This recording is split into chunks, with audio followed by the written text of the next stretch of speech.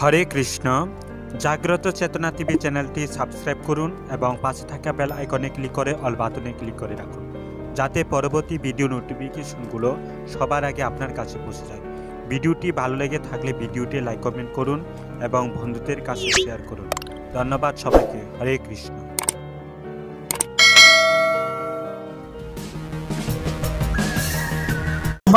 আমি উইল করে নিয়ে নিলাম। হরে কৃষ্ণ। তো জয়দেব গোস্বামী উনি কিন্তু বলতে পারতো, মানে উনি দেখে বলতে পারছে যে আমার সাথে কি বলছে, মিথ্যে কথা বলছে। তো জয়দেব গোস্বামী উনি তো ভগবানের ভক্ত ছিলেন, আর ভগবানের ভক্ত যার ভগবানের শরণাগতি থাকে, ভগবানের প্রতি বিশ্বাস থাকে, তার আর ধন সম্পদ নিয়ে তার আর কি হবে, ঠিক আছে। তখন উনি যাই বলছে তাই বলছে, আচ্ছা ঠিক আছে, আমার পিতা যেহেতু তোমার কাছে অনেক ঋণী ছিল, সেজন্য ঠিক আছে, তোমার যা দরকার তা নিয়ে ফেলো। আর তা নেওয়ার মাধ্যমে তার সব কিছু নিয়ে ফেলছে। তো জয়দেব গোস্বামী উনি কী করলেন, ঘর বাড়ি যেহেতু এখন অন্যের হয়ে গেছে, উনি মানে বৃন্দাবন ধামের উদ্দেশ্যে উনি রওনা দিলেন।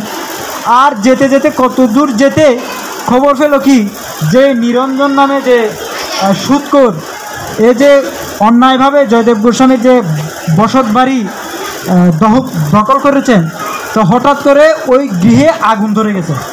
আর আগুন ধরাতে ওই নিরঞ্জনের যে স্ত্রী পুত্র ওই গৃহের মধ্যে ছিল, আর নিরঞ্জন তো বেরিয়ে গেছে, কিন্তু তার পুত্র আদি ওই ঘরের মধ্যে ছিল। আর ঘরের মধ্যে থাকাতে এখন স্ত্রী পুত্রগুলো বেরোতে পারছে না। আর এই খবর যখন জয়দেব গোস্বামী পেলেন, এই খবর যখন জয়দেব গোস্বামী পেলেন, আর জয়দেব গোস্বামী তাড়াতাড়ি গেলেন, আর গিয়ে দেখছে ওই গৃহে ধাও ধাও করে আগুন জ্বলছে। আর জয়দেব গোস্বামী ভিতরে ঢুকলেন, আর জয়দেব গোস্বামীকে দেখে অগ্নিদেব একদম শীতল হয়ে গেলেন, মানে এমনিতেই নিভে গেলেন, জল দিতে হয় না। হ্যাঁ, জল দিতে হয় না। তাই জয়দেব গোস্বামী তার স্ত্রী এবং পুত্রকে ওখান থেকে নিয়ে আসলেন। তখন নিরঞ্জন উনি যে সুৎখোর, উনি বলছে যে হে জয়দেব, আমি তোমার প্রতি অন্যায় আচরণ করেছি, যে আমি বিনা কারণে আমি তোমার এই বসত বাড়িটা আমি দখল করতে চেয়েছিলাম, যেটা ভগবান সহ্য করেন। তো জয়দেব গোস্বামী বলছে না, আমার এগুলো কোনো প্রয়োজন নাই, বা তুমি যেটা করেছো সেটা ভালোর জন্য করেছো। কারণ কেন, এই বসত বিটা থাকলে হয়তো এই বসত বিটার আসক্তির ফলে হয়তো আমি ভগবানের উদ্দেশ্যে, যে ভগবানকে লাভ করার উদ্দেশ্যে যে আমি রওনা দিচ্ছি, সেটা কখনো হতো না। এই কথা আজ থেকে 60-70 বছর আগেও কৃষ্ণকৃপা শ্রীমূর্তি ছিল অভয়চরণারবিন্দ ভক্তিবেদান্ত স্বামী শিল প্রভুপাদ বলেছেন যে যখন যে শিল প্রভুপাদের যখন ওষুধের যে ফ্যাক্টরি, যে ফার্মেসিতে যখন আগুন লেগে যায়, তখন প্রভুপাদ বলছে এতদিনে কৃষ্ণ আমাকে কৃপা করেছে। কারণ কেন, এই ওষুধের শিল প্রভুপাদ একজন কিন্তু ডাক্তার ছিলেন, উনি তো পারমার্থিকভাবে একজন ডাক্তার, আমাদের মতো রুগীদেরকে হরিনামের মাধ্যমে উদ্ধার করছেন, এবং উনি জাগতিক দিকেও উনি ডাক্তার ছিলেন। আর কলকাতার মধ্যে ওনার বিশাল একটা ওষুধের ফার্মেসি ছিল, আর ওই ফার্মেসিটা প্রভুপাদকে একাই দেখাশোনা করতে হতো। তো একসময় সেই ওষুধের ফার্মেসি যখন ফুরে যায়, তখন ওদিকে ওষুধের ফার্মেসিটা জ্বলছে, দোকানটা জ্বলছে, আর শিল প্রভুপাদ বাইরে গিয়ে করো ধরে কৃষ্ণের কাছে বলছে, হে কৃষ্ণ, এতদিনে তুমি আমাকে কৃপা করেছো। কারণ কেন, আমার প্রতি গুরুদেবের নির্দেশ ছিল যে তুমি পাশ্চাত্যে গিয়ে ইংলিশে এই বৈদিক জ্ঞানটাকে তুমি প্রচার করো। তাই এই যে দোকানের আসক্তি থেকে মুক্ত হলাম, এখন আমি পাশ্চাত্যে গিয়ে কি করব, আমি আমার গুরুদেবের নির্দেশ এবং মহাপ্রভুর বাণী প্রচার করব। হরে কৃষ্ণ। তাই শিল প্রভুপাদ এই 70 বছর বয়সে ওনার হাতে একটা ছাতা ছিল, আর একটা বিকেট, আর ওখানে ভাগবত ছিল, আর একটা লাঠি ছিল। উনি কি করলেন, জলদূত জাহাজ উঠে গেলেন এবং আটলান্টিক মহাসাগর সারি দিয়ে, যেখানে 3বার উনি স্ট্রোক করেছেন, আর 3বার স্ট্রোকের মধ্যেও উনি ভালো হয়েছেন, কৃষ্ণ ওনাকে সুস্থ রেখেছেন, এবং উনি আটলান্টিক মহাসাগর পাড়ি দিয়ে আমেরিকাতে গিয়ে উনি এই কৃষ্ণ ভাবানামৃত প্রচার করেছেন। হরে কৃষ্ণ। তো জয়দেব গোস্বামী এই কথাটা বলছে দেহ স্মৃতি নাহি যার, সংসার বন্ধন কাহাতার, বলছে এই সংসারের বন্ধন থাকলে আমি কখনো ভগবানের বাণী প্রচার বা ভগবানকে লাভ করার বাসনা আমার উদিত হবে না। সেজন্য তুমি যা করেছো আমার মঙ্গলের জন্য করেছো, সেজন্য ওই ঘরের প্রতি আমার কোনো দাবি নাই, তুমি থাকো আমি চলে যাই। সেই জয়দেব গোস্বামী কী করলেন, বেরিয়ে গেলেন। আর গিয়ে উনি কী করলেন, মানে এক জায়গায় বসে উনি কী করলেন, তপস্যা করতে লাগলেন, ভগবানের আরাধনা করতে লাগলেন। তো জয়দেব গোস্বামী একটা প্রেমাস যে একটা গীত, যেটাকে বলা হয় 10 অবতার, যে ভগবানের 10টা অবতার, তার মধ্যে নৃসিংহদেবের একটা অবতার, নৃসিংহদেব হচ্ছে অবতার। তা আমরা বলি না, তব কর কমল বরে নকম অদ্ভুত সিংহম দলিত হিরণ্যকশিপু তনুবিঙ্গম কেশবধৃত নরহরি রূপ। এই যে অবতারদের যে 10 অবতারের যে শ্রোতাবলী, এগুলো হচ্ছে জয়দেব গোস্বামীর রচিত। ঠিক আছে, এই জয়দেব গোস্বামীর রচিত এই শ্রোতাবলীগুলো আমরা কি করছি, গাইছি। ঠিক আছে, তো এই জয়দেব গোস্বামী এই ভগবানের বিভিন্ন লীলাগুলো এবং শ্রোতাবলীগুলো খুব সুন্দরভাবে উনি পয়ার আকারে উনি লেখছেন। তো তার মধ্যে সবচেয়ে স্পেশাল যেটা হচ্ছে গীত গোবিন্দ। যে গীত গোবিন্দ, যে এটা জগন্নাথপুরীতে আমরা হয়তো এখানে মঙ্গল আরতি করি ভোর 4টায়, সংসার দাবা নরলির লোক প্রাণায়কারণ্য ঘন গণতন, কিন্তু জগন্নাথপুরীতেও কিন্তু ওখানে মঙ্গল আরতি হয়, তবে মঙ্গল আরতিটা হয় গীত গোবিন্দ দিয়ে, গীত গোবিন্দ দিয়ে মঙ্গল আরতিটা হয়। তো এই গীত গোবিন্দ হচ্ছে জগন্নাথের অত্যন্ত প্রিয়, যিনি এই জয়দেব গোস্বামী লিপিবদ্ধ করেছিলেন। তো একসময় এই জয়দেব গোস্বামী কী করছেন, সবসময় এই গীত গোবিন্দ লিখতেন। আর এই গীত গোবিন্দ যখন গাইতেন তখন ভগবান জগন্নাথ তার প্রতি অত্যন্ত প্রসন্ন হতেন। এবং একসময় এই জয়দেব গোস্বামী যখন ভগবানের এই সমস্ত লীলাবিলাসগুলো লিখছেন বা তপস্যা করছেন, তখন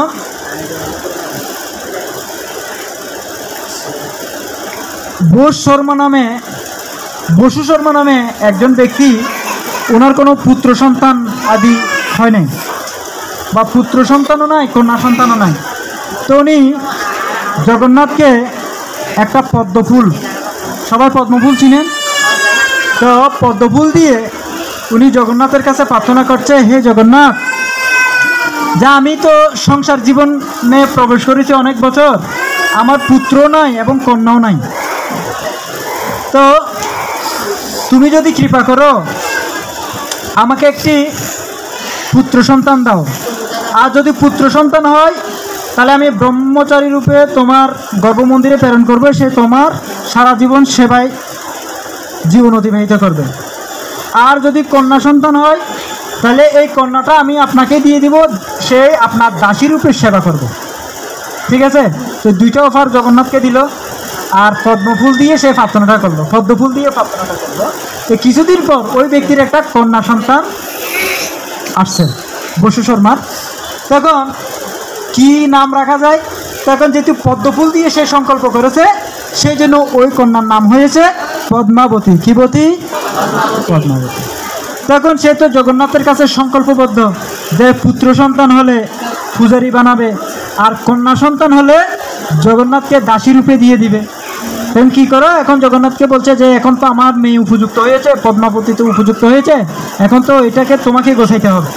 তো জগন্নাথ বলছে যে আমার একজন পরম ভক্ত আছে, যে আমি আর আমার ভক্তের মধ্যে কোনো পার্থক্য নাই, যেটা নরোত্তম দাস ঠাকুর গিয়েছেন।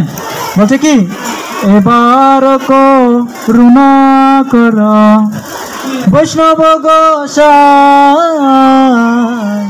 তো ওখানে নরোত্তম দাস ঠাকুর ভক্ত এবং ভগবানের মধ্যে পার্থক্য বলছে কি, তোমার হৃদয়ে সদা গোবিন্দ বিশ্রাম, মানে বৈষ্ণবের হৃদয়ে সদা কার বিশ্রাম? আমরা ঘুমাই না, বিশ্রাম করি না, কেউ বস কাটে শুই, কেউ ল্যাবে শুই, কেউ কি কাঁথা শুই না, বেডশিটে শুই না। তো ভগবানের যদি কোনো বিশ্রাম স্থল থেকে থাকে সেটা হচ্ছে বৈষ্ণবদের হৃদয়। তো বলছে ভগবান ঘুমায় কোথায়, বিশ্রাম করে কোথায়? বৈষ্ণবদের হৃদয়ে। তো বলছে কি, তোমার হৃদয়ে সদা গোবিন্দ বিশ্রাম, গোবিন্দ কহেন মম, মানে গোবিন্দ কহেন মম, মানে ভগবান বলছে গোবিন্দ কহেন মম বৈষ্ণব পরাণ। পরাণ বুঝেন? পরাণ, পরাণ মানে হচ্ছে আত্মা। আমরা এখানে যারা সবাই এখানে বসে আছি, কেউ নারী দেহ নিয়ে বসে আছি, কেউ পুরুষ দেহ নিয়ে বসে আছি, কিন্তু কারো যদি পরাণ না থাকে, আত্মা না থাকে, তাহলে দেহটাকে কি বলা হবে? মৃতদেহ। মৃতদেহের কোনো দাম আছে, কোনো মূল্য আছে? মৃতদেহ মারতে পারে, কথা বলতে পারে, তাকাতে পারে, শুনতে পারে, হচ্ছে কে? বলছে বৈষ্ণব। বৈষ্ণব হচ্ছে ভগবানের আত্মা। বলছে গোবিন্দ কহেন মম বৈষ্ণব পরাণ। তা বলছে ভগবানের পরাণ, ভগবানের আত্মা হচ্ছে কি? বৈষ্ণব। তো ভগবান এই কথাটা বলছে, হ্যাঁ বলছে আমি আর আমার ভক্তের মধ্যে কোনো পার্থক্য নেই। বলছে আমার এক পরম ভক্ত এখনো সেই তপস্যা করছে যে তোমার কন্যাটাকে নিয়ে তুমি ওই ভক্তের কাছে যাও আর ওর সাথে তোমার কন্যার বিবাহ দাও। তখন অ্যাড্রেস বলে দিয়েছে, ঠিকানা বলে দিয়েছে, আর পদ্মাবতীকে নিয়ে জয়দেব গোস্বামীর কাছে আসলেন। আর জয়দেব গোস্বামীর কাছে এসে বলছে, বসু শর্মা কি করলেন? জয়দেব গোস্বামীকে প্রণাম করলেন। প্রণাম করে বলছে, বসু শর্মা জয়দেব গোস্বামীকে প্রণাম করে বলছে, হে জয়দেব গোস্বামী, তা আমার কন্যা পদ্মাবতী আমি জগন্নাথের কাছে নিয়ে গেছিলাম জগন্নাথকে বিবাহ দেওয়ার জন্য। এখন জগন্নাথ তোমার কাছে আমাকে প্রেরণ করেছে, তো আমি এই মুহূর্তে আমার এই কন্যাটাকে তোমাকে সম্প্রদান করলাম। হরে কৃষ্ণ। তো এখন এটা হচ্ছে তোমার পত্নী আর তুমি হচ্ছে ওর পতি। হরে কৃষ্ণ। এটা বলে বসু শর্মা চলে গেছে। এখন জয়দেব গোস্বামী উনি কন্ডিশন করেছে যে আমি সংসার জীবনে যাব না, গৃহস্থ জীবনে যাব না, ব্রহ্মচারী থেকে আমি ভগবান জগন্নাথের সেবায় যুক্ত হব। হরে কৃষ্ণ। কিন্তু এই বসু শর্মা এসে কি করলেন? এই পদ্মাবতীকে জয়দেব গোস্বামীকে গোছাই দিলেন। তো জয়দেব গোস্বামী বলছে না, এটা কিভাবে, এটা তো সম্ভব না। বলছে না, জগন্নাথ আমাকে বলেছে, সেই জন্য আমি এই পদ্মাবতীকে তোমার কাছে গুছিয়ে দিলাম। তো জয়দেব গোস্বামী বলতে 8 প্রকার বিয়ে দেখলাম, এটা আবার কোন ধরনের বিয়ে? হ্যাঁ, বলছে ব্রাহ্মণ থাকবে, যজ্ঞ হবে, অগ্নির সামনে প্রতিজ্ঞা করতে হবে, আর এ ডাইরেক্ট এসে তার কন্যাকে গোছিয়ে দিয়ে চলে যাচ্ছে। এটা কীরকম বিবাহ? তো এখন ও তো চলে গেল। জয় গৌরনিতায় ভগবান কি জয়। তো জয়দেব গোস্বামী পদ্মাবতীকে সামনে দেখছে আর তার পিতা চলে গেছে, আর পদ্মাবতী কি করছেন? অসহায় হয়ে উনি জয়দেব গোস্বামী কান্না করছেন জয়দেব গোস্বামীর সামনে।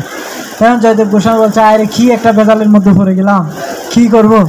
তখন একটা কন্ডিশন বলছে, আচ্ছা ঠিক আছে, যেহেতু আমরা দুজনে এখন গৃহস্থ জীবনে যাইতে হবে, তা আমরা দুজনে যাতে গৃহস্থ জীবনে গিয়ে যাতে আমরা কৃষ্ণ সেবা করতে পারি, সেরকম আমরা একটা কন্ডিশন করি। কি কন্ডিশন? তখন জয়দেব গোস্বামী কী করলেন, যখন ওই গীত গোবিন্দ যখন লেখতেন, তো জয়দেব গোস্বামী কী করতেন? গীত গোবিন্দ পাঠ করতেন। আর জয়দেব গোস্বামী যখন গীত গোবিন্দ পাঠ করতেন, তখন পদ্মাবতী ওই স্তরে নৃত্য করতেন। তো দেখছে জয়দেব গোস্বামী গীত গোবিন্দ পাঠ করে আর পদ্মাবতী নৃত্য করে, তো সুন্দর একটা পরিবেশ সৃষ্টি হয়ে গেল। তখন তারা গৃহস্থ জীবনে গেল, বিবাহ করলো। আর করার পর তারা কী করলেন?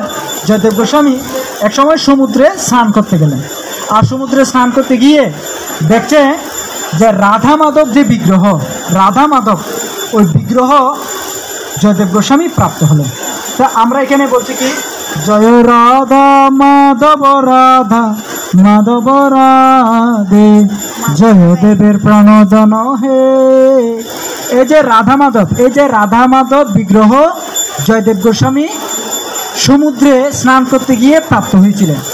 আর এই সমুদ্র থেকে তার গৃহে এনে এই রাধা মাধবের সেবা করেছিলেন। সেই জন্য প্রাণোদন হে মানে কি? মানে জয়দেব গোস্বামী প্রাণোদন, প্রাণোদন হচ্ছে এই রাধা মাধব, আর উনি এই প্রাণ ভরে এই রাধা মাধবের সেবা করতেন। সেই জন্য জয়দেব গোস্বামীর আরাধ্য বিগ্রহ হচ্ছে রাধা মাধব। কথাটা বুঝাইতে পারলাম? সবাই বুঝছেন? হরে কৃষ্ণ। এবং এই জয়দেব গোস্বামী এই রাধা মাধবের সেবা করতেন, দীর্ঘকাল রাধা মাধবের সেবা করত। তা এক সময় সেবা করতে করতে জয়দেব গোস্বামী একটা মানে পয়ার লিখছে, আর পয়ারের মধ্যে লিখতে লিখতে মানে ভগবান তার হৃদয় স্ফুর্তি হয়ে উনি লিখছেন। আর লিখতে লিখতে এমন একটা লাইন আসছে যে লাইনে লিখতে হবে যে রাধারানীর মান ভাঙার জন্য কৃষ্ণ রাধারানীর চরণ ধরে, মানে কৃষ্ণ রাধারানীর চরণে মাথা রেখে ক্রোধন করে করে রাধারানীর মান ভাঙাচ্ছে। হরে কৃষ্ণ। তখন জয়দেব গোস্বামী মন থেকে সেটা আসছে, কিন্তু সেটা লিখছে না। বলছে এটা কীরকম শব্দ আসলো আমার হৃদয়ে, যে রাধারানীর চরণে কৃষ্ণের মস্তক রেখে রাধারানীকে মিনতি করছে। আচ্ছা, এটা আমি লিখলাম, কিন্তু এটা যদি জনসাধারণ পড়ে, এটা যদি পাঠ করে, তাহলে তারা কীরকম একটা চিন্তা করবে যে যার চরণ আকাঙ্ক্ষা, যার চরণ পাওয়ার জন্য দেব দেবী মুনি ঋষিরা গোপিকারা প্রার্থনা করছে, আর এরকম একটা গোপীর চরণে কৃষ্ণ মাথা রাখবে, এটা কিভাবে সম্ভব? তখন তার মনের মধ্যে একটা হটকা লেগে গেল। বলছে না না, বলছে এটা হতে পারে না। তখন সে কি করলো, সে পয়ারটা আর লেখে নাই। সে কি করলো, অর্ধেকের মধ্যে মানে তার কাগজটা বটে গৃহের যে সোনের ছানি, এখন তো টিনের ছানি, হ্যাঁ ফাঁকা হয়ে গেছে, তখনকার তো ছাউ, পাতার ছাউয়ের ঘর, তো সে পাতার ছাউয়ের মধ্যে সে গুজে, তো পদ্মাবতীকে বলছে তাহলে আমি যাচ্ছি সমুদ্রে স্নান করতে যাচ্ছি, ওখানে গায়ত্রী করে আমি আসবো। তো উনি ওই শালের মধ্যে গুজে ওই কাগজটা, অর্ধ কাগজটা গুজে উনি স্নান করতে গেলেন। আর জয়দেব গোস্বামী বের হলেন, আর ভগবান জয়দেব গোস্বামী রূপ ধারণ করে গৃহে আসলেন। তো পদ্মাবতী বলতে কি যে এখন জয়দেব গোস্বামী আমার প্রতি বের হলো আর এখন চলে আসলো, তো এই ঘটনা তো কোনো সময় ঘটে নাই। তখন দেখছে মানে জয়দেব গোস্বামীর এই আমার গলায় যে মালা আছে, তো জয়দেব গোস্বামীর যিনি ঢুকেছে তার গলায় মালা রয়েছে, এবং মানে খুব সুন্দর চন্দন, কপালের মধ্যে চন্দন চর্চিত। তো এসে পদ্মাবতীকে বলছে যে পদ্মাবতী বলছে প্রভু আপনি আজকে এত তাড়াতাড়ি চলে আসছেন? বলছে হ্যাঁ আজকে খুব তাড়াতাড়ি শেষ করছি, কিন্তু জয়দেব গোস্বামী এত তাড়াতাড়ি আসে না। উনি স্নান করে, গঙ্গা পূজা করে, গায়ত্রী করে আস্তে আস্তে প্রায় ঘন্টার কাছাকাছি। তখন বলছে হ্যাঁ আমি আজকে একটু তাড়াতাড়ি চলে আসছি, আমারও যে লেখাটা বাকি ছিল লেখাটা লেখার জন্য আসছি। তখন বলছে ওই যেখানে শালের মধ্যে যে কাগজটা গুজে রাখছে, তো জয়দেব মানে ভগবান জয়দেব গোস্বামী আর কি, জয়দেব গোস্বামীর উদ্ধারণ করতে। তখন ওই শাল থেকে সে পত্রটা নিয়ে ওই বাকি লেখাটা যেটা জয়দেব গোস্বামী লিখে নেয় ওই লেখাটা লিখে দিয়েছে। বলছে হ্যাঁ, বলছে রাধারানীর মান ভাঙার জন্য কৃষ্ণ রাধারানীর চরণে মস্তক রেখে ক্রোধন করে করে রাধারানীর মানটা ভেঙেছিল। এটা একটা শ্লোক আছে, শ্লোকটা আমি বলতে পারছি না, মুখস্থ নাই। আচ্ছা যাই হোক, তবে লিখে বুঝে বলছে আমাকে প্রসাদ দাও। তো পদ্মাবতী কী করলেন, প্রসাদ দিলেন, আর প্রসাদ পেয়ে জয়দেব গোস্বামী মানে ভগবান চলে গেলেন, আর ভগবানও বেরিয়ে গেলেন। আর এমন সময় জয়দেব গোস্বামী স্নান করে ঘরে আসলেন। হরে কৃষ্ণ। তো ঘটনাটা অনেকটা ওরকম, যেমন রামায়ণে আমরা দেখি গৌতম ঋষি কি করলেন, ইন্দ্র কি করলেন, অহল্যাকে যেরকম দর্শন করার জন্য,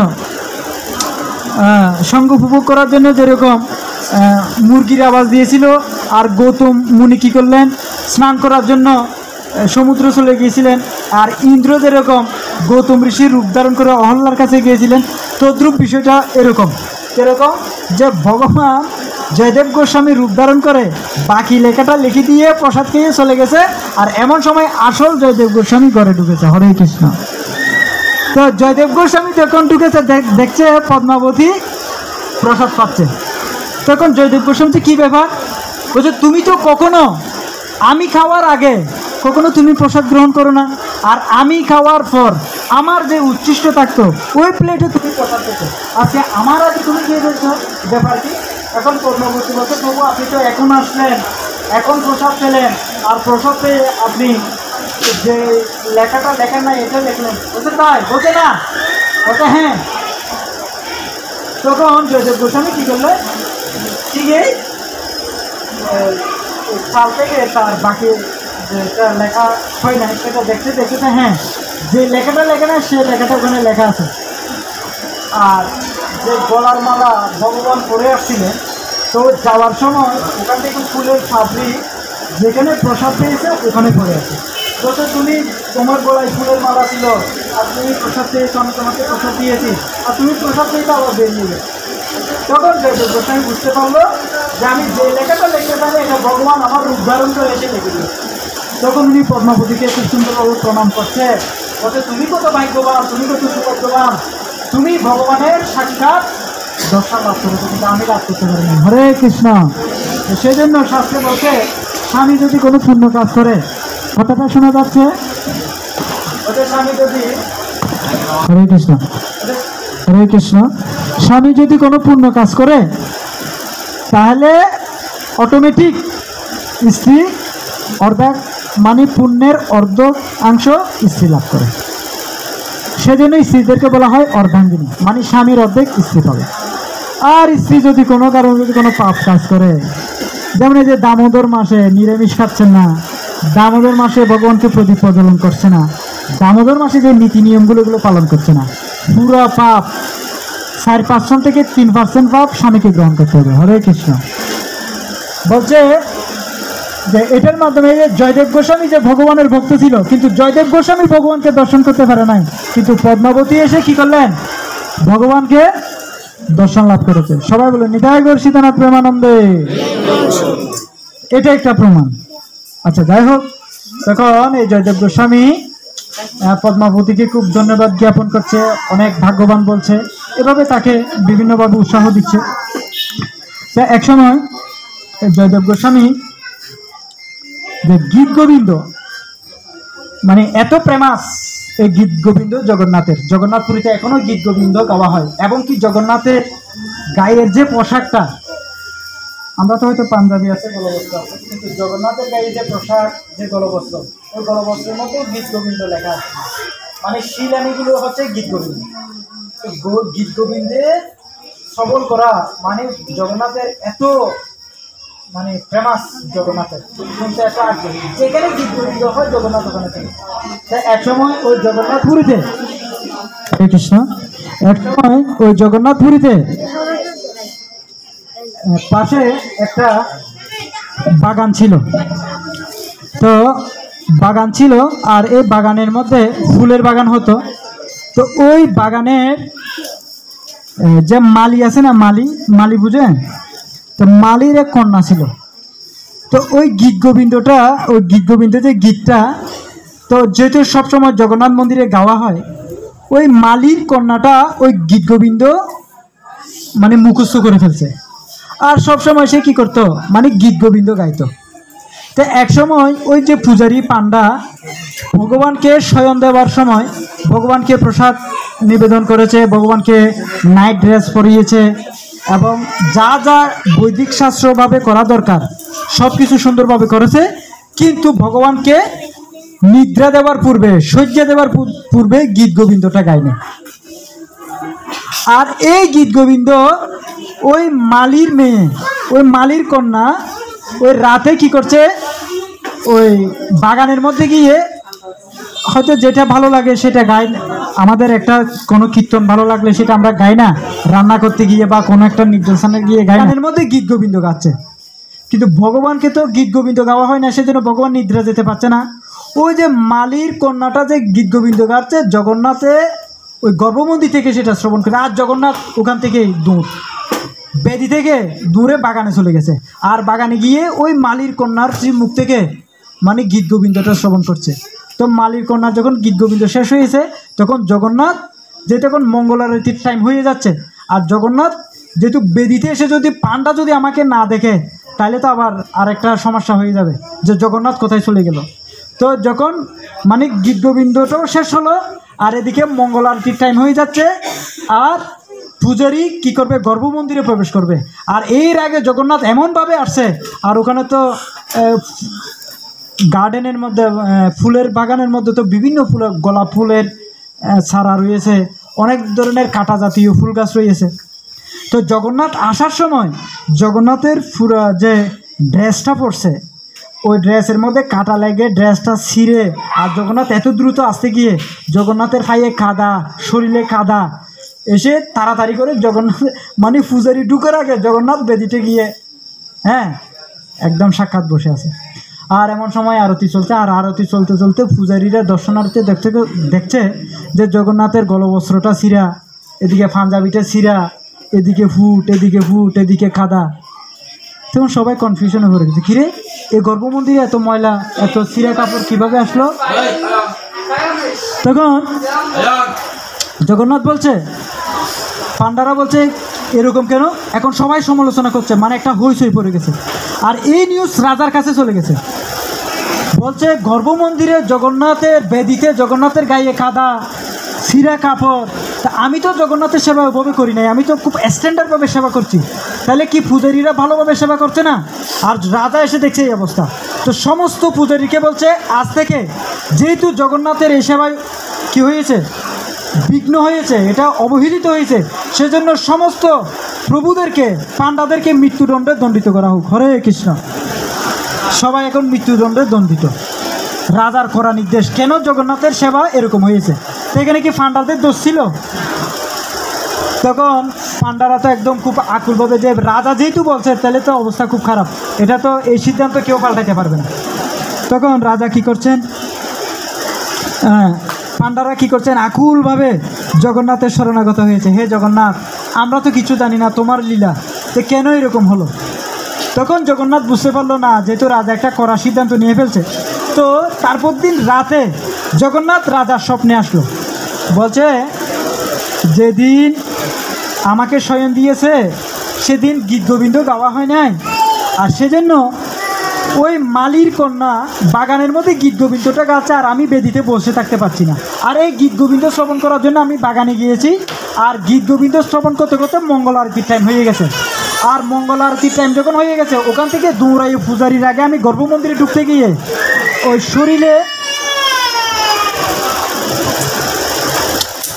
শরীরে ফুলের গাছের কাঁটা বেঁধে আমার কাপড়টা ছিঁড়ে যায়, আর আমি দৌড়াই আসতে গিয়ে কাদাগুলো আমার লেগে যায়। এখানে পাণ্ডাদের কোনো, পূজারীদের কোনো দোষ ছিল না। তখন রাজা বলছে গীত গোবিন্দ আপনার এত পছন্দ, সেটা আপনি আমাকে আগে বললে তো হইতো। তো সেদিন থেকে রাজা ঘোষণা করে দিয়েছে যে আজ থেকে এই জগন্নাথপুরীতে ভোরে এবং শয়নে 2 টাইম যাতে গীত গোবিন্দ গাওয়া হয়। হরে কৃষ্ণ। তা আপনারা যদি কোনো সময় যদি জগন্নাথপুরীতে যান, এখানে কারা কারা জগন্নাথপুরীতে গিয়েছেন একটু হাত তুলেন তো দেখি। তীর্থে জগন্নাথপুরীতে কেউ যান না? হরে কৃষ্ণ, যাবেন। তো ওখানে ভোরে জগন্নাথকে যখন নিদ্রাটা ভাঙায় তখন গীত গোবিন্দ গেয়ে সেটা ভাঙায়, আর ভগবানকে যখন নিদ্রা দেওয়া হয় এই গীত গোবিন্দ গেয়ে ভগবানকে, জগন্নাথকে নিদ্রা দেওয়া হয়। হরে কৃষ্ণ। তো এক সময় এই গীত গোবিন্দ এত ফেমাস হয়ে গেছে, তো বলছে এই গীত গোবিন্দ শ্রবণ করার জন্য জগন্নাথ এরকম। তো এক সময় তো রাজা কি করছেন, বলছে আমিও তাহলে গীত গোবিন্দ লিখবো। তো রাজাও কী করছেন, একদম মন থেকে, হৃদয় থেকে সে একটা গীত গোবিন্দ লিখছে। আর লিখে পাণ্ডাদেরকে বলছে আজ থেকে জয়দেব গোস্বামীর কোনো গীত গোবিন্দ নয়, আজ থেকে আমি যেটা লিখছি ওই গীত গোবিন্দ জগন্নাথকে শোনানো হবে।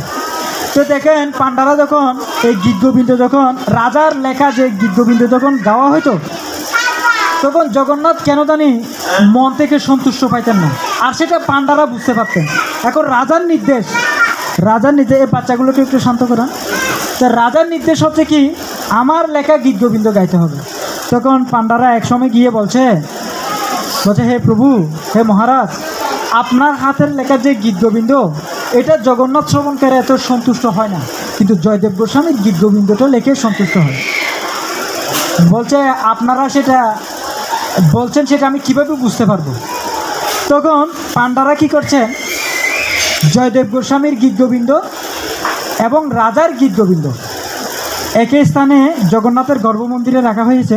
বলছে কিভাবে? বলছে যদি জগন্নাথ যদি জয়দেব গোস্বামীর গীত গোবিন্দ যদি শ্রবণ করে তাহলে কি করবে? এই জয়দেব গোস্বামীর গীত গোবিন্দ গর্ভমন্দিরে থাকবে, আর যেটা রিসিভ করবে না সেটা বাইরে থাকবে। ঠিক এই মঙ্গল আরতিতে দেখতে যে জয়দেব গোস্বামীর গীত গোবিন্দ প্রতিটা পাতা জগন্নাথ তার গলায় তার গায়ে সব জায়গায় সরিয়ে রাখছে, কিন্তু রাজার যে গীত গোবিন্দ সেটা গর্ভমন্দিরের বাইরে। তখন রাজা অত্যন্ত ভারাক্রান্ত হয়ে দুঃখিত হয়ে বলছে, আমার গীত গোবিন্দ ভগবান গ্রহণ করলো না, সেজন্য আমি সমুদ্রে গিয়ে কি করব? আত্মহত্যা করব। তখন রাজা চলে গেলেন, সমুদ্রের দিকে যাচ্ছেন। তো জগন্নাথ বলছে, রাজাও তো আমার পরম ভক্ত, এখন সে এটার কারণে আত্মহত্যা করতে যাচ্ছে। তো জগন্নাথ কী করলেন? রাজার পিছনে গেলেন, গিয়ে রাজাকে বলছে, হে রাজা, হে মহারাজ, আপনি দাঁড়ান। বলছে, আপনার দুঃখ করার কোনো কারণ নেই, যেহেতু জয়দেব গোস্বামীর গীত গোবিন্দ আমার অত্যন্ত প্রিয়, সেজন্য আপনি মাত্র 12টা শ্লোকে গীত গোবিন্দ রচনা করেছেন। আচ্ছা, যাই হোক, আপনিও মনে কোনো দুঃখ আনার কোনো প্রয়োজন নেই, আপনার গীত গোবিন্দ এবং জয়দেব গোস্বামীর গীত গোবিন্দের মধ্যে আমি অ্যাড করে দিচ্ছি। তো ওই রাজার 12টা গীত গোবিন্দ শ্লোক জয়দেব গোস্বামীর গীত গোবিন্দ শ্লোকের মধ্যে অ্যাড করে দিয়েছে, কিন্তু এটা মাঝখানে অ্যাড হয়েছে। কিন্তু আজ পর্যন্ত কোনো পণ্ডিত, কোনো দার্শনিক এই কোনটা রাজার গীত গোবিন্দ আর কোনটা জয়দেব গোস্বামীর গীত গোবিন্দ এটা এখনো পর্যন্ত কেউ ধরতে পারে না। সেটা জগন্নাথ সেট আপ করে দিয়েছে, আর জগন্নাথ বলছে এই বিষয়টা শুধু আমি জানবো, কিন্তু সবাই জানবে যে হ্যাঁ, জয়দেব গোস্বামী গীত গোবিন্দের সাথে তোমারও গীত গোবিন্দ 12টা শ্লোক আমি ওখানে অ্যাড করে দিয়েছি, সেটা শুধু আমি জানবো, আর কেউ জানবে না। হরে কৃষ্ণ। তো এভাবে গীত গোবিন্দ খুব প্রসিদ্ধ লাভ করেন, এভাবে গীত গোবিন্দ হয়। তো এক সময় এই জয়দেব গোস্বামীর এই মহিমা চারিদিকে মানে ছড়িয়ে ছিটিয়ে পড়তো পুরা রাজ্যে। তো এক সময় রাজা জয়দেব গোস্বামীকে কী করলেন? তার বাসায় নিমন্ত্রণ করলেন, আর তার বাসায় নিমন্ত্রণ করে তো রাজার ঘরে আতিথেয়ত মানে যা যা করার দরকার করলেন, এবং জয়দেব গোস্বামীকে কিছু সোনার মোহর জয়দেব গোস্বামীকে দিলেন। আর জয়দেব গোস্বামী বলছে, দেখুন আমি সাধু মানুষ, আমার আর টাকা পয়সা এগুলো কী দরকার, লাগবে না। তারপরও রাজা অত্যন্ত সন্তুষ্ট হয়ে মানে জয়দেব গোস্বামীকে দক্ষিণাগুলো দিলেন। আর জয়দেব গোস্বামী দক্ষিণাগুলো নিয়ে যখন তার গৃহের দিকে যাচ্ছেন, দুইটা চোর তো বুঝতে পারলো যে জয়দেব গোস্বামীর কাছে কি রয়েছে? স্বর্ণের মোহর রয়েছে। তখন জয়দেব গোস্বামীর পিছনে পিছনে সেই চোরগুলো যাচ্ছে। তো জয়দেব গোস্বামী পিছনে ফিরে তাই যে দুইজন ব্যক্তি তার কাছে আসছে। তো জয়দেব গোস্বামী তো সাধারণ কেউ ছিলেন না। তো জয়দেব গোস্বামী বুঝতে পারছে যে যেহেতু আমার কাছে যেহেতু স্বর্ণের মোহর আছে, নিশ্চয়ই এই দুজন দস্যু হয়তো আমাকে লক্ষ্য করে আসছে। তো জয়দেব গোস্বামীর সামনেই আসতে জয়দেব গোস্বামী কী করলেন? স্বর্ণের মোহরগুলো বের করে বলছে, দেখুন আমি সাধু মানুষ, এই স্বর্ণের মোহরগুলো নিয়ে আমি কি করব, সেজন্য এগুলো আমি আপনাকে দিলাম। 8জন দস্যু, তো এগুলো আপনারা নেন।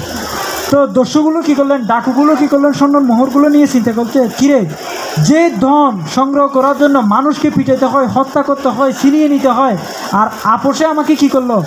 সেই মোহরগুলো দিয়ে দিল। তখন আরেকজন চোর বলছে, ডাকু বলছে, না, বলছে এইগুলো আমাদেরকে আপোষে দিয়েছে, সে আবার রাজ্যে গিয়ে রাজাকে বলে আমাদেরকে ধরিয়ে দিবে এবং আমাদেরকে শাস্তি দিবে। সেজন্য কি করা যায়? সে জয়দেব গোস্বামীকে তার 2টা হাত কেটে, পা কেটে একটা কূপের মধ্যে ফেলে দিল। হরে কৃষ্ণ। আর মোহরগুলো নিয়ে চলে গেল। তো জয়দেব গোস্বামী যেখানে যে কূপের মধ্যে, পরিত্যক্ত কূপের মধ্যে ফেলে দিয়েছে, ওখানে পড়া তো তার কোনো দুঃখ নাই। ওখানের মধ্যে সে কী করছে? সবাই বলুন, হরে কৃষ্ণ কৃষ্ণ কৃষ্ণ হরে হরে, হরে রাম রাম রাম হরে হরে। এই হচ্ছে ভক্ত। তাই ভগবান ভগবত গীতাতে বলছে, মাত্রা স্পর্শস্তু কুন্তে সুচিষ্ণু সুখ দুঃখদা আগম পায়নি নিত্য তাং তিতিক্ষ ভারত। বলছে একজন প্রকৃত ভক্ত সুখ এবং দুঃখের মধ্যে সে সর্বদা ভগবানের নাম কীর্তন করে যাবে। কিন্তু দুর্ভাগ্যের বিষয়, আমাদের যদি কোনো মনে বা জীবনে যখন দুঃখ আসে, আমরা কি করি? ভগবানের শরণাগতি আমাদের কমে যায়, সুখ আসলেও কমে যায়। কিন্তু ভক্ত সুখে থাকুক এবং দুঃখে থাকুক, ভগবানের ভক্তির মাত্রা কমে না। তো জয়দেব গোস্বামী কূপের মধ্যেও সে ভগবানের নাম গীত গোবিন্দ গাচ্ছে। তো এমন সময় আরেকটা রাজা আরেক রাজ্যে যুদ্ধ করে সে যাচ্ছে, আর ওই রাজার খুব পিপাসা পেয়েছে। তো যখন তার পিপাসা পেয়েছে তো মন্ত্রীকে বলছে এখন খুব পিপাসার, তো এখন কি করা যায়। তো দূর থেকেই একটা কূপ দেখা যাচ্ছে, বলছে ওখানে একটা কূপ দেখা যাচ্ছে, চলুন আমরা ওখানে গিয়ে জল তৃষ্ণা নিবারণ করি।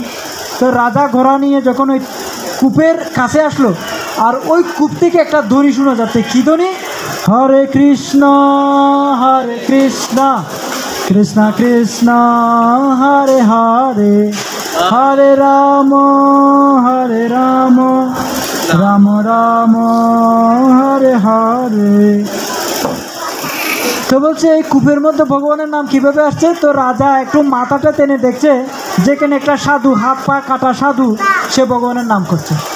আর রাজা কি করলেন, ওই সাধুটাকে ওখান থেকে তুললেন, আর তুলে দেখছে যে উনি একজন মহাত্মা। বলছে আপনার এরকম অবস্থা কেন? তো জয়দেব গোস্বামী না কিছু বলছে না।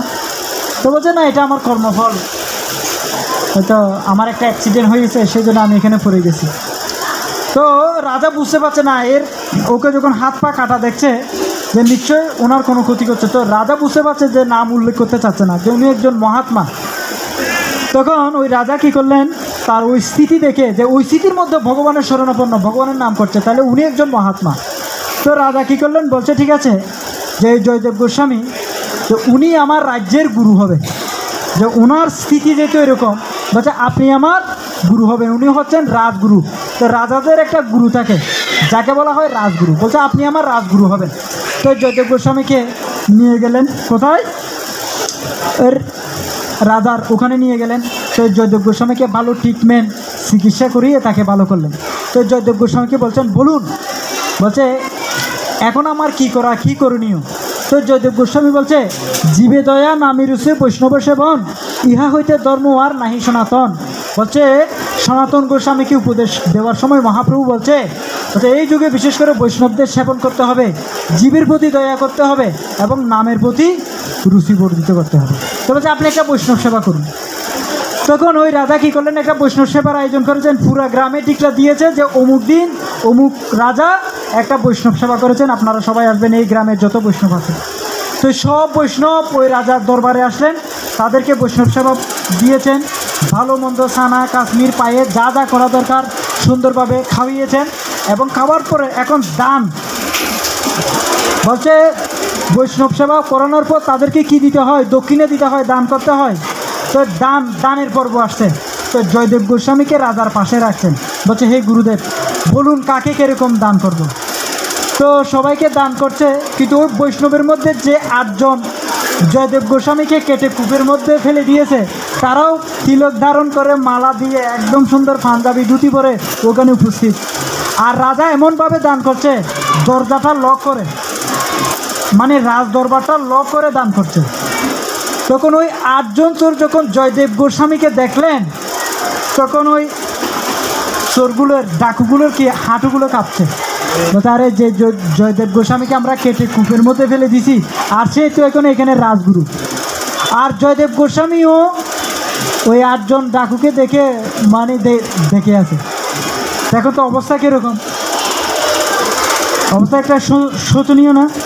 যেমন আমাদের অমর প্রভু বলেন, আপনাকে অন্যায়ভাবে কেটে কূপের মধ্যে ফেলে দিল, আর আপনি কোনো না কোনোভাবে সুস্থ হয়েছেন। দেখছেন আপনাকে যারা অন্যায়ভাবে আঘাত করেছে ওই ব্যক্তিগুলো আপনার সামনে উপস্থিত, ওই সময় আপনি কি করবেন? হ্যাঁ, প্রভু বলছে যে বলার আর ভাষা থাকবে না, ঠিক আছে? সেন্সিটিভ কিন্তু ঠিক থাকবে না। কিন্তু জয়দেব গোস্বামী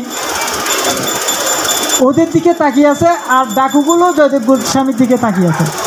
আর রাজা তখন বলছে হে মহারাজ আপনি অত্যন্ত ভাগ্যবান, বলছে আপনার গৃহে অনেক বৈষ্ণব আসছে, কিন্তু 8 জন অনেক বড় মহাত্মা প্রধান বৈষ্ণব আপনার এখানে আসছে, আপনার বৈষ্ণব সেবা সার্থক। বলছে এই যে 8 জন বৈষ্ণব দেখছেন, এইদেরকে আপনি এমনভাবে দান করবেন জীবনে যাতে এদেরকে আর ভিক্ষা করতে না হয়। হরে কৃষ্ণ। এটা কার মনোভাব? জয়দেব গোস্বামীর মনোভাব। বলছে এদেরকে আপনি এমনভাবে দান করবেন, এদের দানের জিনিসগুলো যদি নিয়ে যাইতে না পারে তাদের জন্য আপনি রথের ব্যবস্থা করেন, গাড়ির ব্যবস্থা করেন। তখন তাদেরকে পর্যাপ্ত পরিমাণ দান করলো। আর দান করার পর তো তারা চলে যাচ্ছে। তো তারা চলে যাচ্ছে।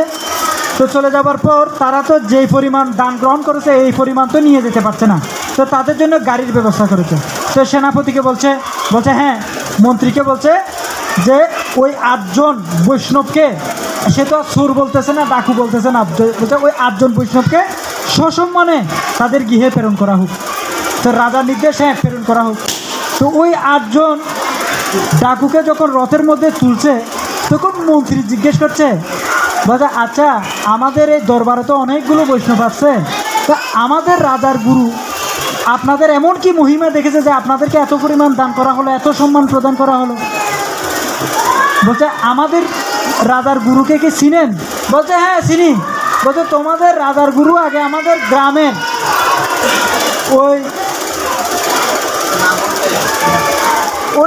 ওই রাজ্যের চৌকিদার ছিল।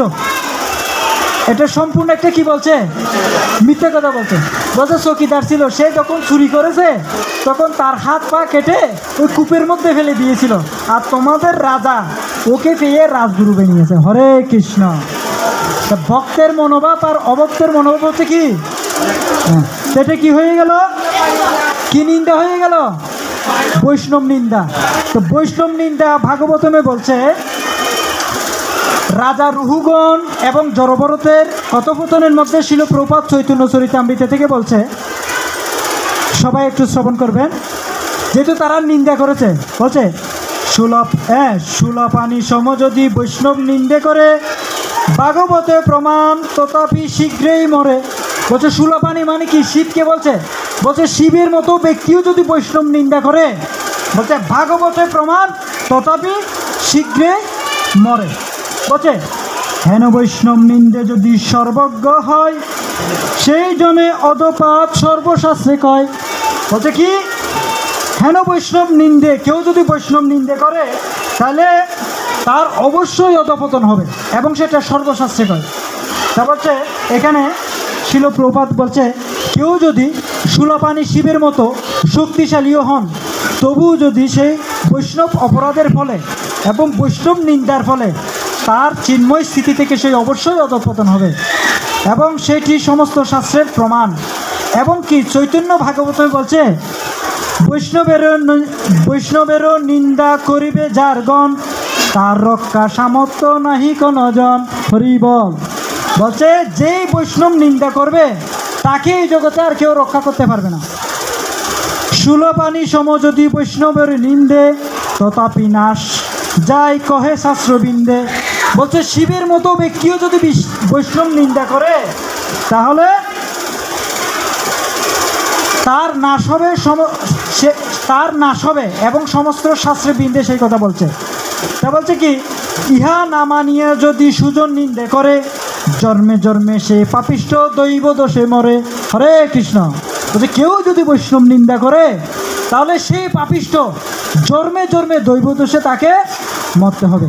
আর সেই 8 জন অপরাধী যখন এই জয়দেব গোস্বামীর নিন্দা করছে আর ভূমিদেবী সহ্য করতে না পেরে দুবাক হয়ে গেছে, আর রথসহ সেই 8 জন ডাকু পাতালে একদম মাটির নিচে ঢুকে চাপা দিয়ে, ভূমিদেবী চাপা দিয়ে তাদেরকে হরে কৃষ্ণ করে ফেলছে। হরে কৃষ্ণ। তো সেই জন্য দশবিধ নাম অপরাধের প্রথম অপরাধ হচ্ছে যে সমস্ত ভক্ত ভগবানের দিব্য নাম প্রচার করার জন্য নিজেদেরকে সর্বোচ্চভাবে উৎসর্গ করেছেন তাদের নিন্দা করা। সেই জন্য আমি বৈষ্ণবদের বা ভক্তদের কোনো ব্যক্তির মহিমা করতে না পারি, তার প্রশংসা করতে না পারি, কখনো নিন্দা করতে নাই। হরে কৃষ্ণ। তো এই বৈষ্ণব নিন্দা থেকে, ভক্ত নিন্দা থেকে, আমাদের ভক্তদের সমালোচনা থেকে আমাদের দূরে থাকতে হবে। কারণ সেটা যদি দূরে থাকি তাহলে সে নিজেদের কি হবে? পারমাত্মিক উন্নতি সাধন হবে। আর যদি সেটা না হয় তাহলে আমরা অবশ্যই কি হব? অধঃপতন হব। সেটা এই জয়দেব গোস্বামীর শিক্ষার মাধ্যমে সেটা আমরা লাভ করেছি। হরে কৃষ্ণ, সবাই বলুন হরে কৃষ্ণ কৃষ্ণ কৃষ্ণ হরে হরে, হরে রাম রাম রাম হরে হরে। এই যে আমরা আজকে জয়দেব গোস্বামীর জীবনী শ্রবণ করেছি, সবার ভালো লেগেছে? এই জয়দেব গোস্বামীর প্রসঙ্গে, পাঠের প্রসঙ্গে কারো কোনো প্রশ্ন আছে? হ্যাঁ, আমাদের উপেন্দ্র বলরাম প্রভুর প্রশ্ন আছে, বলুন। জয়দেব গোস্বামী প্রকৃতপক্ষে ধার্মিক ছিল, ভগবানের সেবায় নিজেকে নিবেদিত করছে, কিন্তু যখন 8জন ব্যক্তির দ্বারা যখন তার হাত এবং পা কাটা হচ্ছে, ভগবান তাকে রক্ষা না করার কারণটা কি? হরে কৃষ্ণ।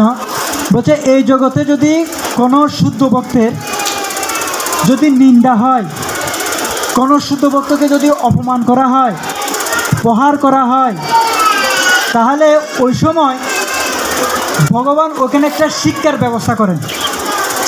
বলছে ওই সময় হয়তো ভগবান তাকে রক্ষা করতে পারত, ওই সময় ভগবান তাকে বাঁচাইতে পারত।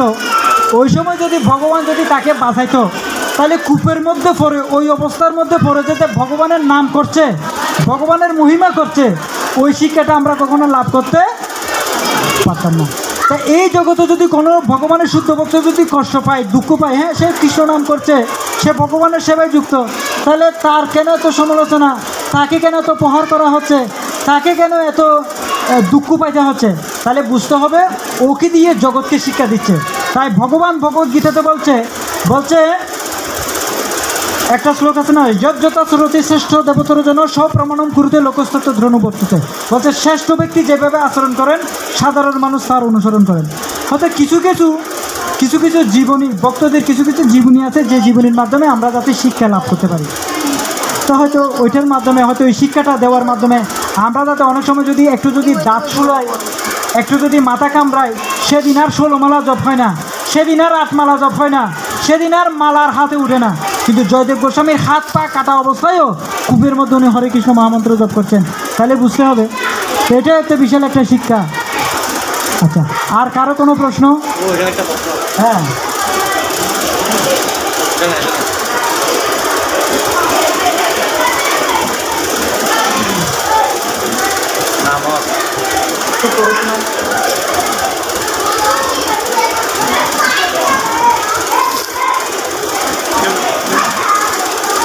কি বলছে? তুলসী ভক্তি দেবী প্রণাম করি, উৎসর্গ করি, অর্চন করি, কিন্তু আবার তুলসী পাতাও খাই। সেক্ষেত্রে তুলসী পাতা ভোজনে বিষ্ঠা হলে কি পাপ হবে? আর দ্বিতীয় অবস্থাতে কেন বা তুলসী পাতা খাই? তৃতীয় অবস্থাতে আবার দামোদর মাসে তার কষ্ট প্রদীপ হিসেবে কেন বা পোড়াই? শাস্ত্রীয় অভিমত কি জানতে চাই। তাহলে এখানের মধ্যে কয়টা প্রশ্ন? তিনটা প্রশ্ন করা হয়েছে। প্রথম হচ্ছে তুলসী পাতা আমরা কেন আহার করি? এখন আহার করার পর সেটা যদি বিষে পরিণত হয়, এটা একটা অপরাধ। আর দ্বিতীয় হচ্ছে যে, দ্বিতীয় প্রশ্ন কি? হ্যাঁ, তুলসী পাতা কেন খাই এটা তো বলছি। তুলসী স্তব প্রণাম অর্চন কেন করি? তুলসী স্তব এবং অর্চন কেন করা হয়? আচ্ছা, আর তৃতীয় হচ্ছে যে তুলসী কাষ্ঠ দিয়ে কেন প্রদীপ প্রজ্বলন করা হয়? ঠিক আছে, প্রশ্নটা কি সবাই বুঝছেন? বুঝছেন প্রশ্নটা? প্রশ্নটা কে করেছে, এটার নাম উল্লেখ করছে? হ্যাঁ হ্যাঁ, বিসলি রানী নাথ। হরে কৃষ্ণ। মাতাজির জন্য একটা হাতে তালি হোক। এই প্রশ্নের উত্তর দিতে আমার 10 মিনিট লাগবে। আপনারা কি 10 মিনিট এখানে বসতে পারবেন নাকি চলে যাওয়ার জন্য? হ্যাঁ, নাকি দেরি হয়ে যাচ্ছে? আমরা তো 9:30 বেজে যাচ্ছে। নাহলে আরেকটা নাম হটে দিই। কারা কারা প্রশ্নের উত্তর শুনতে চান হাত তুলেন। মেজরিটি দেখলে থাকবো, নাহলে শেষ করে দিব। হরে কৃষ্ণ। নামান। প্রথম প্রশ্ন হচ্ছে আমরা কেন তুলসী পাতা আহার করি? বাচ্চাগুলো বেশি চিল্লাচ্ছে, কেউ গিয়ে যদি একটু থামাইতে পারেন ভালো হবে। তো প্রথম প্রশ্ন হচ্ছে, একটু মনোযোগ দিবেন কোথায়। ভগবান ভগবদ গীতাতে নবম অধ্যায়ে রাজগুজ্জ যোগে বলছে, পত্রম পুষ্পম ফলম তয়াম যো মে ভক্ত প্রযোজ্যতি। তো বলছে কেউ যখন আমাকে শুদ্ধ ভক্তি সহকারে পত্র মানে ওখানে তুলসী পাতার কথা বলা হচ্ছে, অন্য পাতা না। পত্র মানে কি পাতা, কি পাতা? তুলসী পাতা। আপনি ভগবানকে ফল নিবেদন করেন, দুধ নিবেদন করেন, জল নিবেদন করেন এবং অন্ন আদি নিবেদন করেন, ওই নিবেদনের মধ্যে আপনাকে অবশ্যই তুলসী পাতা দিতে হবে। কারণ একটা যুগে, একটা লীলার মধ্যে, যে যুগের মধ্যে তুলসী মহারানীর স্বামীর নাম হচ্ছে জলন্ধর অসুর, আর সেই অসুরকে যখন ভগবান নারায়ণ বধ করেছেন, তখন তুলসী মহারানী নারায়ণকে শাপ দিয়েছেন। আর শাপ দেওয়ার পরে নারায়ণ শালগ্রামে পরিণত হয়ে গেছিলেন। তো নারায়ণ তুলসী মহারানীর শাপে যেহেতু শালগ্রাম হয়ে গেছিলেন, তখন তুলসী শাপ দিলেও নারায়ণ তুলসী মহারানীকে বর দিয়েছিলেন। তো বলছে, হে তুলসী মহারানী, যে তুমি যেহেতু আমাকে শাপ দিয়েছো, আমি যেহেতু তোমার স্বামীকে হত্যা করেছি, তুমি যেহেতু সতীপত্নী, সেজন্য আমি তোমার কাছে কয়েকটা প্রতিশ্রুতি করছি। প্রথম প্রতিশ্রুতি হচ্ছে, আমি যখন শালগ্রাম রূপে থাকবেও, তো আমার মস্তকে ব্রাহ্মণ বৈষ্ণবগণ তুলসী পাতা অর্পণ করবে। সেজন্য শালগ্রামের মাথায় চন্দন কর্পূর মিশ্রিত করে কি দেওয়া হয়? তুলসী পত্র দেওয়া হয়। কেউ যদি এই মাসে এবং সব সময় শালগ্রাম শিলায় যদি তুলসী পত্র অর্পণ করে, তাহলে সে এই জন্মে ভগবত ধাম বৈকুণ্ঠ ধাম গ্রহণ করবে। হরে কৃষ্ণ। এবং বলছে, কেউ যখন আমাকে কোনো কিছু নৈবেদ্য অর্পণ করবে, তুমি ব্যতীত যেই নৈবেদ্যের মধ্যে, সেটা রাজভোগ হতে পারে, সবজি ফলাও হতে পারে, দামি নৈবেদ্য হতে পারে, কিন্তু ওই নৈবেদ্যের মধ্যে যদি তোমাকে অর্পণ করা না হয়, তাহলে সেটা আমি গ্রহণ করব না। হরে কৃষ্ণ। তো সেই ক্ষেত্রে কোনো নৈবেদ্যের মধ্যে যখন তুলসী অর্পণ করা হয়, তখন ভগবান প্রসন্ন হয়ে সেই নৈবেদ্য গ্রহণ করেন। আর কেউ যখন সৌভাগ্যক্রমে প্রসাদ সার্ভিস করার সময় যদি কারো পাতে যদি তুলসী পত্র পড়ে, আর সেই পত্রটা সে যদি না ফেলে যদি খায়, তাহলে তৎক্ষণাৎ সে 108 থেকে তৎক্ষণাৎ 108 রকমের পাপ থেকে সে মুক্ত হয়। হরে কৃষ্ণ।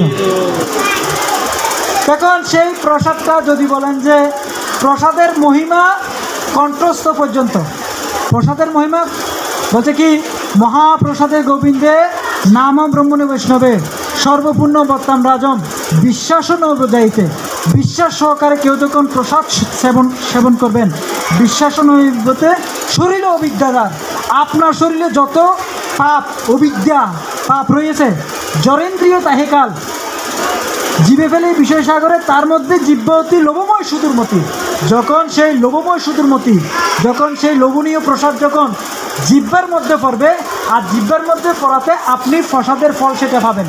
আর কণ্ঠ থেকে, আপনার কণ্ঠ থেকে যখন সেটা যখন নিচে পড়ে যাবে, সেটা আর প্রসাদ থাকবে না।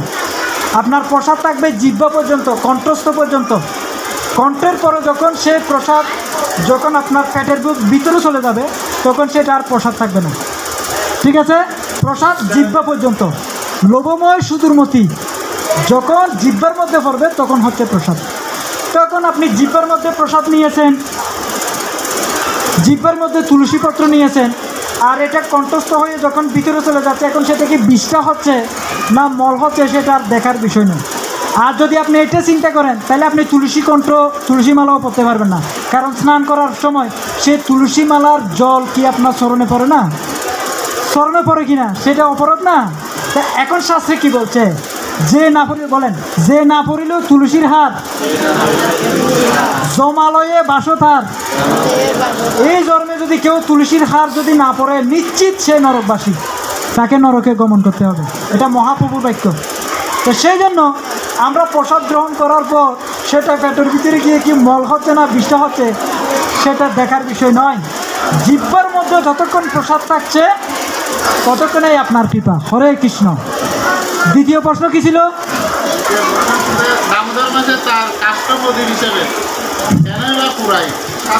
তো বলছে, এই দামোদর মাসে আপনি কলার কোষও প্রদীপ প্রজ্বলন করতে পারেন, মাটির সলিতার মধ্যেও প্রদীপ প্রজ্বলন করতে পারেন।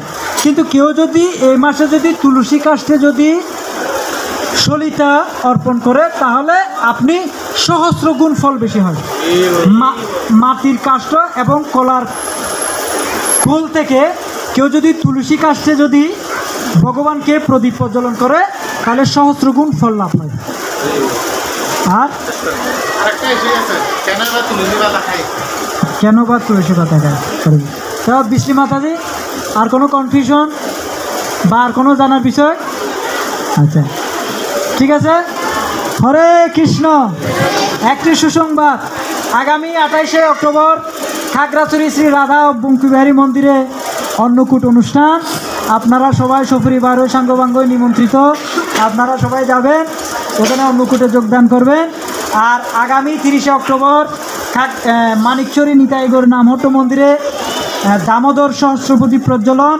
আপনারা 30 তারিখ সন্ধ্যায় আসবেন, দামোদর প্রদীপ প্রজ্বলন করবেন এবং প্রসাদ গ্রহণ করবেন। এবং তারপর দিন 31শে সোমবার কীর্তন মেলা, সাধুসঙ্গ, বৈদিক যজ্ঞ অনুষ্ঠান এবং মহাপ্রসাদের আয়োজন। তো সবাই এই অনুষ্ঠানে অংশগ্রহণ করে আপনাদের মনুষ্য জীবনকে সার্থক করবেন। এবং আমরা যখন আপনাদের গৃহে যাব, আপনারা দান দক্ষিণার মাধ্যমে এই অন্নকূটকে সাফল্যমণ্ডিত করার চেষ্টা করবেন। হরে কৃষ্ণ। তবে এই মাসে কেউ যদি 1 বস্তা চাউল দান করে তাহলে 1000 বস্তার চাউল দানের সমান।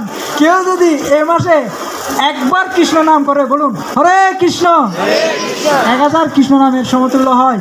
কেউ যদি এই মাসে একবার একটা প্রদীপ প্রজ্বলন করে 1000 প্রদীপ প্রজ্বলন করার সমতুল্য হয়। কেউ যদি একবার এই মাসে কাউকে যদি বিশ্রী ভাষায় গালি দেয় তাহলে 1000টা গালির কর্মফল। হরে কৃষ্ণ। তো সেই জন্য আমরা এই মাসটা খুব যত্ন সহকারে থাকব, যত্ন সহকারে পালন করব। ভগবত ভক্তিময় হয়ে আমাদের এই মাসটা অতিবাহিত করা উচিত। ঠিক আছে? হরে কৃষ্ণ।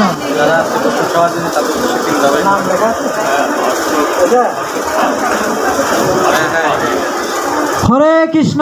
তো অত্যন্ত সৌভাগ্যবান, যেমন এই মাসে একটা বৈষ্ণব সেবা দিয়েছে মানে কি? একটা বৈষ্ণব সেবা দিয়েছে মানে কি? আজকে যিনি 1000টা বৈষ্ণব সেবার আয়োজন করেছেন শ্রীমান অশোক পাল প্রভু, তো তার পারমাত্মিক উন্নতি করবে। আমরা একবার হরে কৃষ্ণ মহামন্ত্র উচ্চারণ করব। সবাই বলবেন হরে কৃষ্ণ, হরে কৃষ্ণ, কৃষ্ণ কৃষ্ণ হরে হরে, হরে রাম, হরে রাম, রাম রাম হরে হরে। জয় শিল প্রভুপাদ কি, জয় দামোদর মাস কি, জয় দামোদর প্রদীপ প্রজ্বলন কি, জয় গৌর সীতানাথ প্রেমানন্দে। তা আপনারা যারা আপনাদের গৃহে হরে কৃষ্ণ। জাগ্রত চেতনা টিভি চ্যানেলটি সাবস্ক্রাইব করুন এবং পাশে থাকা বেল আইকনে ক্লিক করে অল বাটনে ক্লিক করে রাখুন, যাতে পরবর্তী ভিডিও নোটিফিকেশনগুলো সবার আগে আপনার কাছে পৌঁছে যায়। ভিডিওটি ভালো লেগে থাকলে ভিডিওটি লাইক কমেন্ট করুন এবং বন্ধুদের কাছে শেয়ার করুন। ধন্যবাদ সবাইকে। হরে কৃষ্ণ।